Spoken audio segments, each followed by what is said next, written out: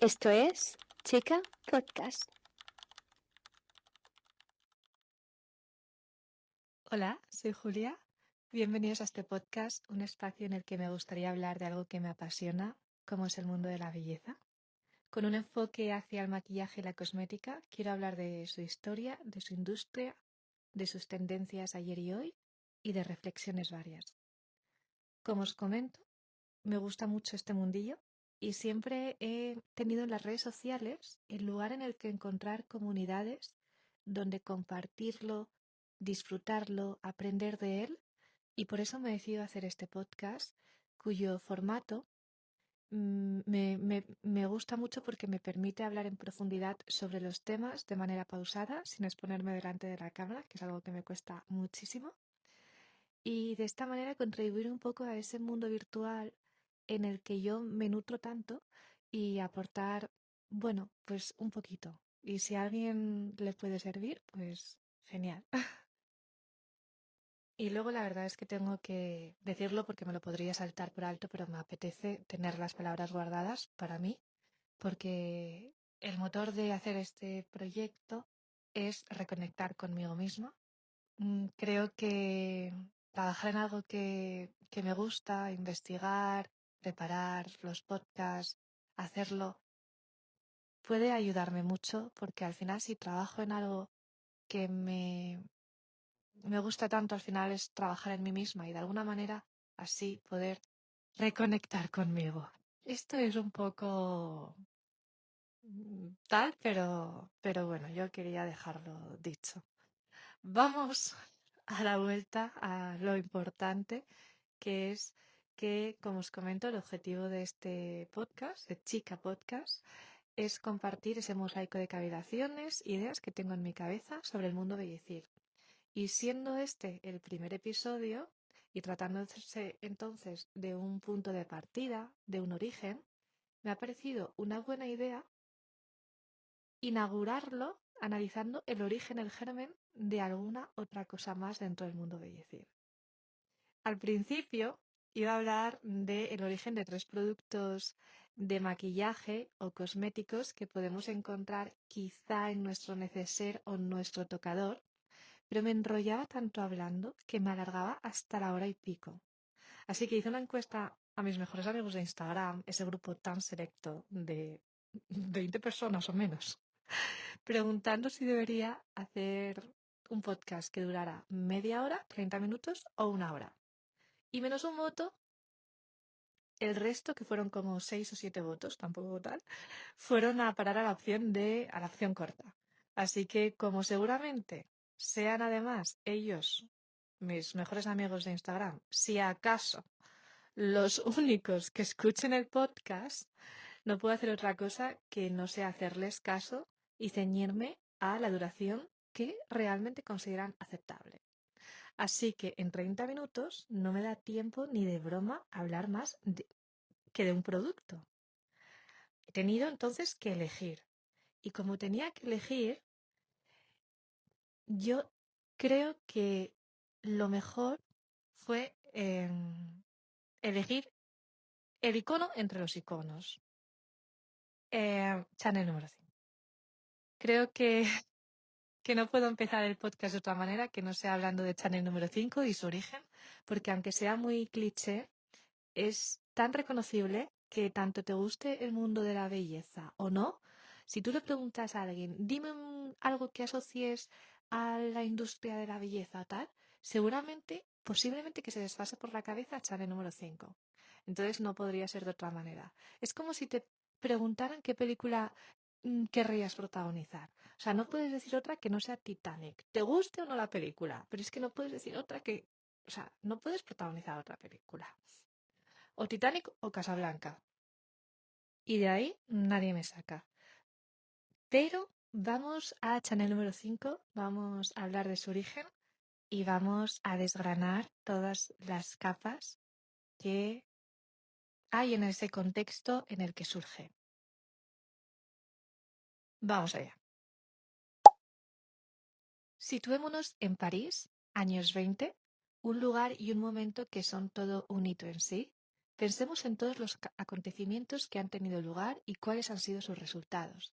El primero y el más destacable es la Primera Guerra Mundial, la Gran Guerra, un conflicto sin igual que ha cambiado absolutamente todo. La destrucción que dejó fue total y ha dado lugar a dos tendencias de vivir que se unen, contrastan y se retroalimentan, especialmente en París. Por un lado tenemos la euforia de la celebración que llega a los locos años 20 y por otro tenemos la desolación que que es representada por la generación perdida. Ambas filosofías conviven en la capital francesa, que es una ciudad, en cierta manera, que es una excepción, porque el resto del país, por ejemplo, en Francia, había una mentalidad más tradicional, más centrada en la reconstrucción. Y en París, la experiencia de la guerra estaba marcada por esos opuestos que os comento de fiesta y trauma intelectual. ¿Qué quiere decir eso? Que en París había un burbujeo cultural muy importante, con una presencia multicultural, era una ciudad que recogía a todo el mundo, era internacional. Todas las vanguardias estaban ahí, todo lo que pasaba pasaba en París. Para, si os interesa, tenéis algún libro como París era una fiesta de Hemingway, también algunas cosas de Fitzgerald. Hay muchos escritores bueno, todos los escritores estaban en París, podéis leer algo suyo. O si os interesa también crearos una idea de cómo era este París, podéis veros la película de Medianoche en París de Woody Allen, magnífica, y adentraros en ese París de los años 20 que era tan loco y tenía estas contraposiciones, pero era fascinante. Entonces nos situamos en este París y no solo tenemos el resultado de estas dos tendencias filosóficas de vivir, de la Gran Guerra, sino que también la Primera Guerra Mundial cambió la vida de la mujer totalmente. La mujer se había incorporado al trabajo durante el conflicto, se había incorporado a las fábricas y tras el fin de la guerra no quería volver a lo interior. Mm, Fruto también de esa mentalidad de posguerra, la mujer quería ser independiente, quería trabajar, definirse a sí misma, y eso va muy ligado a esta libertad de estos años y a esta reconstrucción de estos años, no solo a la libertad, sino a la reconstrucción, porque de alguna manera en estas décadas del principio del siglo la mujer se reconstruye a sí misma. Ya había movimientos sufragistas, o sea, las cosas empezaban a cambiar de lleno para la mujer y ya por fin realmente, ¿sabes? Pero hemos destacado eso, que otra consecuencia de la Gran Guerra es esta transformación de la mujer, este nuevo modelo de mujer que se redefine. Y vamos a destacar otro apunte muy importante. Yo sé que entro mucho en detalles del contexto histórico, pero es que son esenciales, de verdad. Y es que es el momento de industrialización que estaba teniendo lugar. Venimos del siglo XIX, que era el siglo de las revoluciones industriales, y estamos en la segunda revolución industrial, a finales de ella, porque empieza a mediados del XIX, bueno, no será fecha exacta, pero por ahí, y termina a principios del XX. Esta revolución industrial, esta segunda revolución industrial, se apoya en nuevas fuentes de energía, como la electricidad, el petróleo, tiene avances químicos, algo que vamos a comentar después, fábricas más grandes, tiene más capital, accesibilidad, diversidad y sobre todo consolida a la clase obrera y a la burguesía. Aquí, para hablar de Chanel número 5, nos interesa mucho pensar en esta consolidación de la burguesía, porque desafortunadamente seguía habiendo muchísima desigualdad y, y el acceso a muchos bienes, sobre todo del lujo, que empiezan a nacer en esa época, no era para todo el mundo. Pero sí que tenemos una nueva clase social muy, muy establecida, que es la burguesía, o sea, ya y mucho más amplia que antes. ¿Cómo afecta esto a Chanel? Como os comentaba, había una democratización de alguna manera en los bienes, aunque seguía siendo desigual, como también os comento, pero es que había más democratización, porque ya el lujo y los bienes buenos ya no eran solo para la aristocracia, ¿sabes? Es en estos tiempos cuando empiezan a generarse, como os comento, marcas y el lujo en sí. Porque es que el lujo ahora ya no se hereda, ahora el lujo se compra y la burguesía es esencial para ello. Total, que nos encontramos en este punto de la historia y fruto de todas esas capas históricas y sociales que comentamos, nace Chanel, la marca Chanel. Pero la marca Chanel nace no solo por un contexto histórico, sino también por una historia individual. Y es que también tiene muchísimo que ver la historia que Coco Chanel, la diseñadora, mm, vivió personalmente, no solo la historia colectiva, para el carácter y, y la filosofía con la que revoluciona el mundo de la moda. Coco Chanel fue una mujer que tuvo una infancia durísima.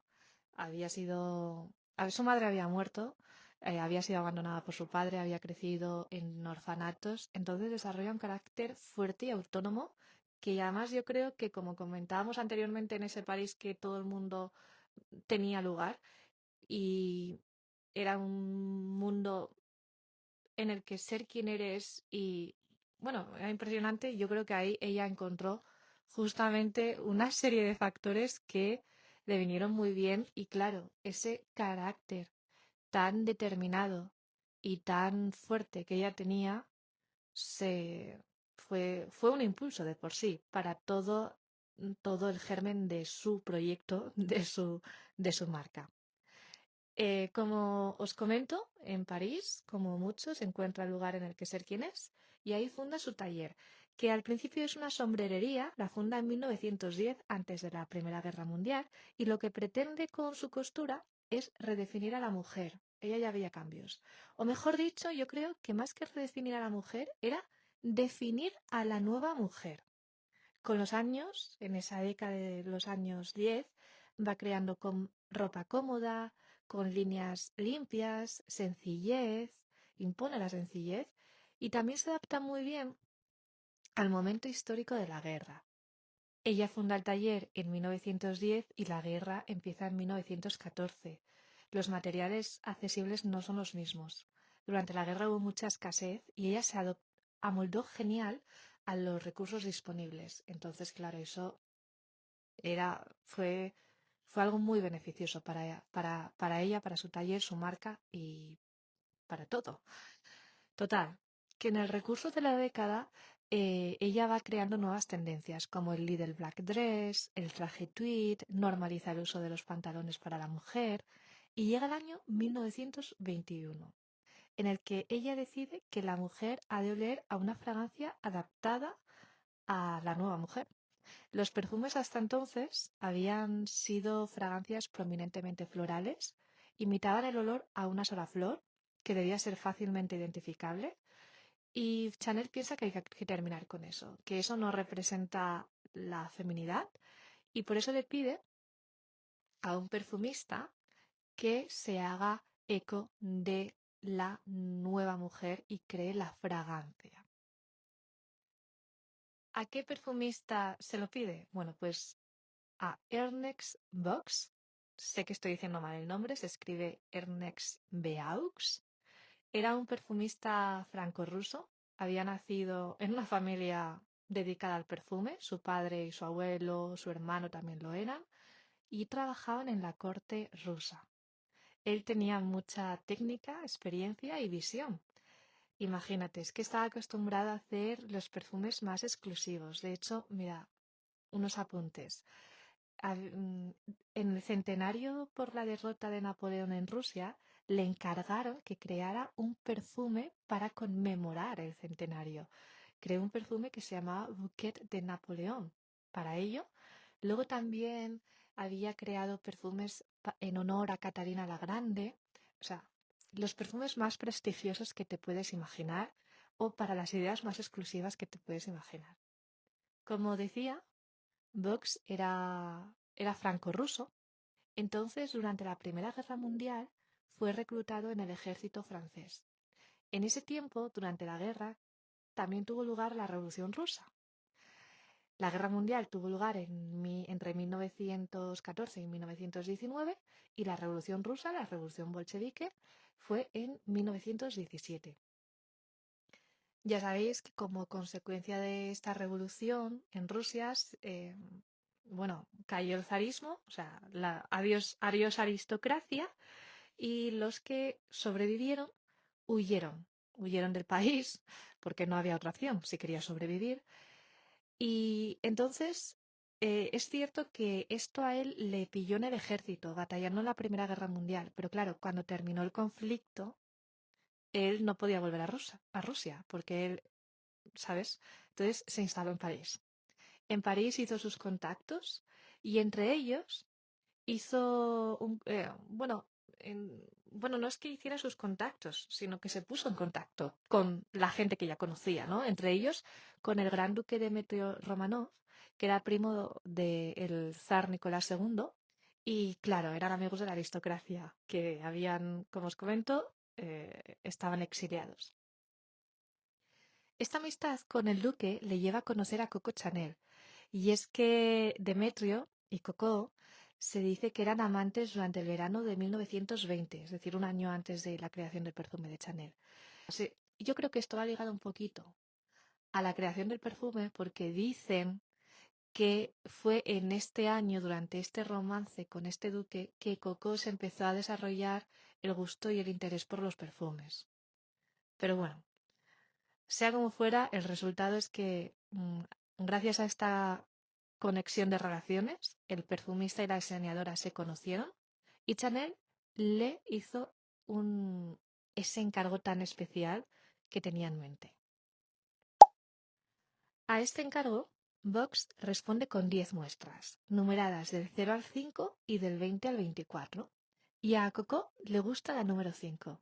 De ahí surge el nombre del perfume, Chanel número 5, porque era la muestra número 5. Pero es que además el número 5 para Chanel es súper importante, lo consideraba su número de la suerte. Su signo de zodiaco era Leo, que es el quinto signo del zodiaco, y presentaba las colecciones el día 5. El 5 es su número y a día de hoy sigue muy vigente como tal en la casa Chanel. Así que la muestra elegida de perfume no podía ser otra que la que llevara ese número. El perfume contaba con las siguientes notas: jazmín, rosas de mayo, el neroli, la vainilla y el vetiver de Bourbon, el sándalo, y con los aldehídos. Aldehídos. Estos últimos suponen una revolución total, pero total, y es que son moléculas químicas, no son ni flores ni plantas, y evocan a la limpieza, la frescura, incluso algo metálico. Además, ¿os acordáis que antes mencioné que estamos en la segunda revolución industrial y la química había tenido tanta importancia en ella? Pues aquí tenemos química. Estos elementos, que son los aldehídos, aportaban muchísima complejidad a los perfumes. O sea, esta nueva química aportaba complejidad. Y los perfumes ya no huelen a algo concreto, ya no huelen a una flor concreta, sino a algo abstracto. Ese abstracto te transmite una idea. Es decir, que los perfumes ya no huelen ni a plantas ni a flores, ahora huelen a ideas. Y las ideas crean identidades, con ellas te proyectas. Es como cuando vemos los anuncios de los perfumes en la televisión, ¿no? Tú no estás oliendo el perfume, pero estás viendo imágenes que te transmiten una sensación, una identidad que tú quieres emular, en la que tú quieres ser, ¿sabes? Y por eso es lo que te atrae del perfume, la idea que te creas de él y cómo te puede ayudar a proyectarte a ti mismo, a crearte o reflejar tu identidad con ello. Entonces ya tenemos el perfume, ya tenemos la fragancia. Ahora, ¿cómo la presentamos?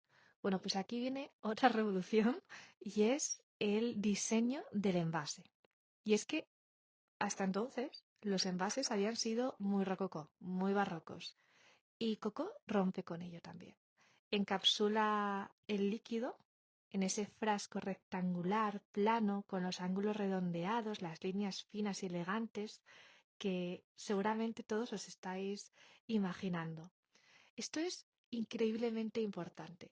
A mí me recuerda a cuando Steve Jobs presentó Apple y su ordenador, el MacBook, porque si os fijáis, las líneas son tan finas, son elegantes, y las esquinas no son esquinas, sino que son redondeadas. Es decir, como que no hay agresividad en ellas. Incluso hay una especie de infinitud. Y el hecho de que las líneas no choquen entre sí y no formen esos triángulos, esas esquinas propiamente dichas, mm, te crea, te resulta muchísimo menos agresivo. Entonces, esa infinitud, te produce calma, te produce bienestar. em, y además, como Steve Jobs, le pasaba como a Chanel también en el sentido de que hizo el ordenador muy simple, porque hasta entonces había sido un envase, o sea, como un producto, bueno, un artilugio muy, muy grande, muy aparatoso. Como los envases hasta antes de Chanel, pues lo mismo. Perdonad esta comparativa, es que a veces se me ocurren estas ideas y yo necesito comentarlas. Pero bueno, entonces tenemos un nuevo envase diseñado de esta manera que además estaba hecho de vidrio. O sea, cosa que permitía que vieras el líquido del interior, que además era un líquido dorado, que el dorado te recuerda al oro. Y eso, ahí yo creo que hay algo pensado. Y también la etiqueta fue en concordancia, una etiqueta blanca con la información más esencial posible. Solo tenía escrito número 5, Chanel, París. No había ilustraciones, no había nada más. Esta presentación fue todo un evento en la industria porque era un diseño funcional, adaptado a los nuevos tiempos y representaba el lujo pero sin excesos. Ese lujo de Chanel tan fino que pone la simplicidad por encima de todo como sinónimo de elegancia. Vale, pues tenemos el perfume, tenemos el olor, tenemos el envase. Ahora, ¿cómo lo vendemos? Pues para venderlo, Chanel trazó un plan para seguir, o sea, no seguir, sino encapsular totalmente la idea de exclusividad y asegurar el lujo en él.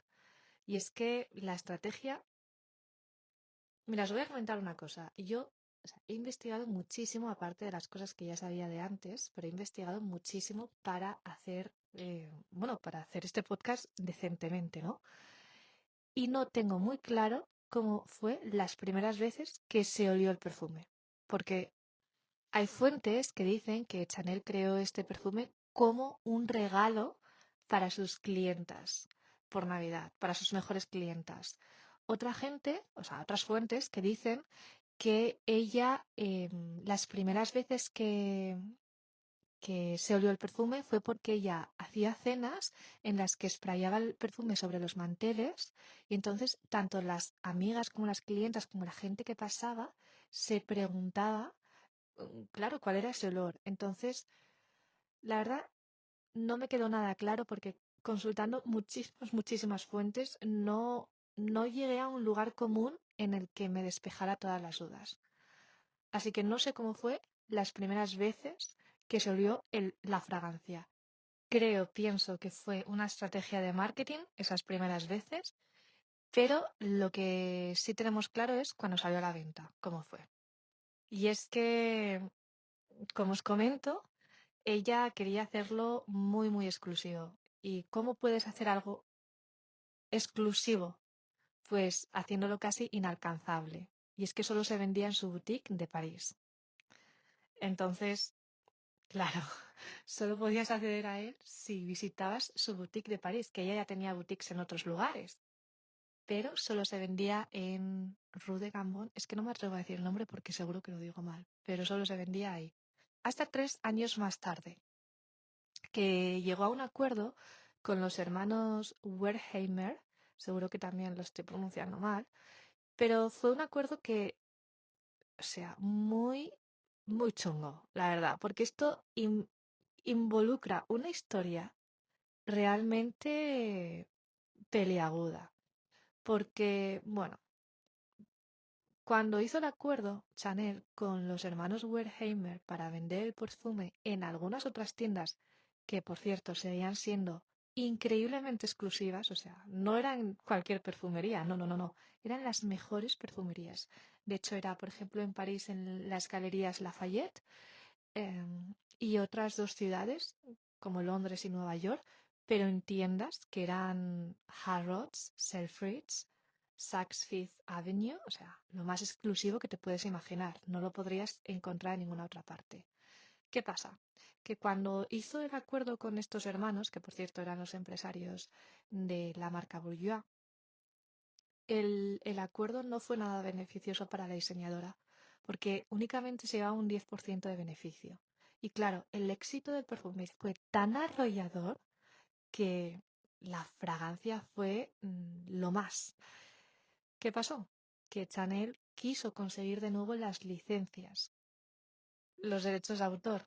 Y como os comento, esto es algo tremendamente peliagudo porque los hermanos Wertheimer eran judíos y ya estábamos a unos años escalofriantes y Chanel, esta posición tan moralmente reprochable o moralmente cuestionable, voy a decir, que tuvo durante esos años, se vio en este conflicto, se ve mucho, porque ella utilizó su posición de Aria para conseguir de nuevo los derechos de autor. Pero esto es un tema que realmente podría hablar en otro podcast, así que voy a dejarlo a un lado y voy a volver a la exclusividad de la venta del perfume de Chanel número 5, ¿vale? Que como os comento, se vendía en los lugares más exclusivos que os podéis imaginar. O sea, ¿se dejó de vender solo en una tienda? Sí, pero es que igual se vendía en 10 lugares en todo el mundo. Y en esos lugares, claro, ¿quién podía acceder a esos lugares? ¿Quién podía ir a ese sitio y comprar el perfume? Pues la burguesía que os comentaba antes que se había consolidado durante las revoluciones industriales. Y además es que no solo era poder acceder a él a nivel físico, sino a nivel monetario, porque era un perfume increíblemente caro.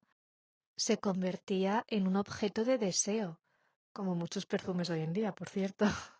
Y entonces, quien podía acceder a él mayoritariamente, o sea, casi en total, no en totalidad, pero mayoritariamente, era la burguesía, que era la nueva clientela y con todos esos cambios en la industria y el mercado y en la filosofía de vivir, o sea, ya todo era un cambio total para la industria. Y lo que os comento, y la idea más importante, es que el lujo ya no se hereda, ahora el lujo se compra. Entonces, cuando tú puedes acceder a él, tú te marcas un estatus, te puedes proyectar tu identidad, te puedes definir, ¿sabes? Te da esta libertad. Y todas esas capas que anteriormente desgrané, como los nuevos tiempos, las nuevas filosofías, ese contexto histórico, todo se retroalimenta. Al final, la nueva clase social se quiere acceder al lujo, a los buenos materiales. Pero es que también está la nueva mujer, que también tiene una nueva identidad. O sea, todo se retroalimenta y al final todo está en el mismo momento y todo absorbe del uno del otro. Entonces todo va correlacionado. Como os comento, este es el origen de la fragancia, Chanel número 5, pero, o sea, es el origen solo, no es la historia del perfume, porque hace 5 años fue su centenario, pero es que nos ha dejado una historia con momentos tan icónicos como él. O sea, es que es todo, o sea, todo en él es, te quiero decir, de un histórico de por sí. Es decir, cuando Marilyn Monroe dice que duerme solo con unas gotitas de Chanel número 5, vamos a ver. Las campañas que hizo Chanel, como con Catherine Deneuve, con Nicole Kidman, bueno, toda una historia en sí. Y aquí solo he hablado del origen del perfume, que posiblemente hayamos olido todos este perfume. porque es una fragancia muy particular y además genera amores o desamores por ser pues tan única. Y aunque, aunque ha sufrido reformulaciones en su historia, los perfumistas de la casa de Chanel y la casa de Chanel en sí aseguran que sigue siendo la misma esencia que el primero y que Coco estaría orgullosa de el perfume que hoy podemos oler como Chanel número 5. No sé si habrás olido la fragancia, pero yo creo que casi todo el mundo lo ha hecho y que es muy identificable. O sea, yo creo que si tú estás en algún momento en un restaurante, una tienda, por la calle o en cualquier sitio y encuentras este olor, creo que puede ser fácilmente identificable como Chanel número 5 y que todos lo tenemos de alguna manera en este olor en nuestra cabeza. Y es que al final, lo que os digo, todo lo que envuelve a este producto, a este símbolo, es todo un icono de por sí. Siento decir otra vez la palabra, pero es que es así. Entonces creo que ha sido un buen cliché con el que inaugurar este podcast, cuya historia, cuyo origen de historia, mejor dicho, no sé qué os ha parecido, pero espero que os haya entretenido. A mí de verdad que creo que es una manera buena de inaugurar este podcast en el que espero compartir cosas que os parezcan chulis. Y ya os digo que hablaré del mundo de la belleza, de su historia, de su industria, de tendencias y de reflexiones varias. Y si os apetece, nos vemos en el siguiente episodio. Os mando un abrazo con notas de Chanel número 5. Un saludo.